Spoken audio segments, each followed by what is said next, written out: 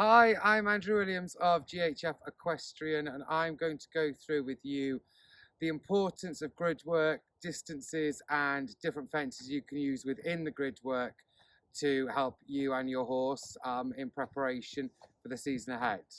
So here we have a grid that I've set up ready, and I'm going to go through with you distances and how you can improve what you're trying to work on with your horse and how you can alter it to different distances to work within what you're working on at the moment. So I built the grid all the way down the middle of the arena, so you can come off both reins, off your right rein and off your left rein, all the way through. I will go through with you first the distances that I have put the poles apart. So this first pole, I always use flat rails on the floor. I know everything's on the floor at the moment, but when it comes to jumping, the round rails will be for the fences and these flat rails will be for the ground rails. And that's because if a horse lands on these rails, it's not likely to hurt themselves, where if the round rails they land on, it can move and cause a horse to injure themselves. So the first rail here is the flat rail, so we're going to come in and canter off your left or your right rein, and I built this on 3 of your big strides.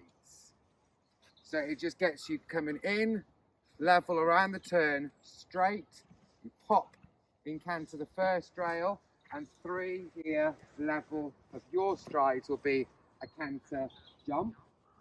And then I move, because now there's no fence to jump in front of there, now we move to a jumping element, and then I've gone 3.5 strides all the way through the rest.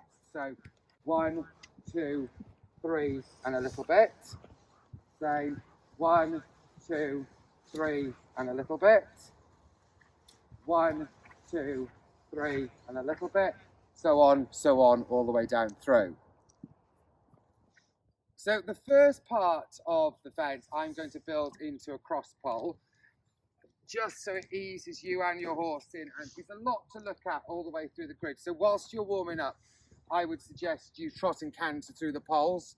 Again, off both directions, you can come both ways through the grid whilst the poles are on the floor. But whilst you're warming up, it's good to canter down through the grid with the poles on the front. It just gets you to really think about your canter stride as well, how you're going to canter through, what size canter you need to be able to come down through the grid. So we did the 3 of our steps here to the cross pole. And then we go 3.5, 3.5, and I'm going to build then an upright here. You can do this to suit yourself. So if you want to put another cross pole in, then you can. If you want to build this as an oxer, you can. It's what suits you. But how I built this grid is to introduce you and your horse slowly to the first element. Then draw your eye and the horse's eye to the top of this rail for the second element. You can use ground rails if that helps you. I don't, because I like the horse to look and you to look as a rider at the top of the rail, not at the floor. So if you've got a ground rail, sometimes a horse and you are encouraged to look at the rail on the floor. Or if it's a single rail, you and your horse are definitely looking at the top of the rail that you need to jump. Then we move on to 3.5 of our steps here. Again, 3.5 steps here. So between the upright and now what's going to be the oxer is 1 horse's stride. The pole there gets you landing off the floor, and then I built an oxer here in the middle of the grid. So what this does, you've jumped your upright, which gets the horse pushing and using the spring off the floor over the upright. Then we've moved the horse forward to be able to then use its reach over the oxer. So you've come tight to come up, and then you've moved the horse forward to be able to expand its stride and lengthen over its back in the air. And then what your last element will be is an upright again. So then you can make sure you can shorten, the horse shortens itself with the work of the poles to help you. So we're going up, second element, wide, and then shorten and back up again. What you will need to do here is now move this pole, because how you've now put a back rail on this element of the grid, so this now will be way too short. So we go 1, 2, 3, and a little bit, and then you'll have to move the last element out as well. 1, 2, 3, and a little bit.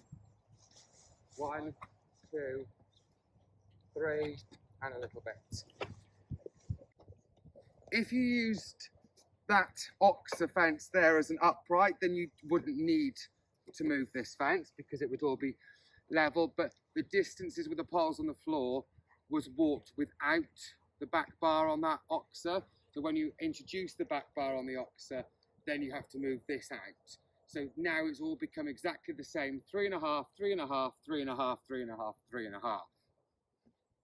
You do need a helper for this whilst you're riding. So then we're going to put this then as an upright fence, so to get you and your horse back on the hocks to be able to push up and rather than across.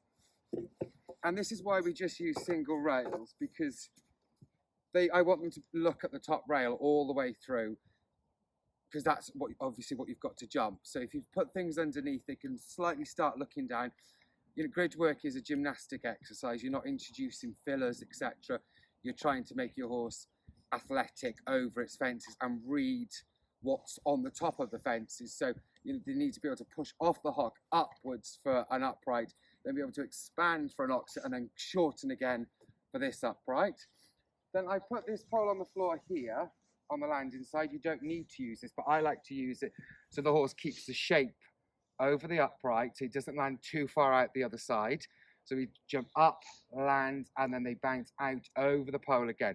So it just keeps the quality of the jump, the horse over its back, without landing too far out the other side. Because if you're going cross country, you need the horse to be landing shorter, because in 2 curving strides there could be a skinny.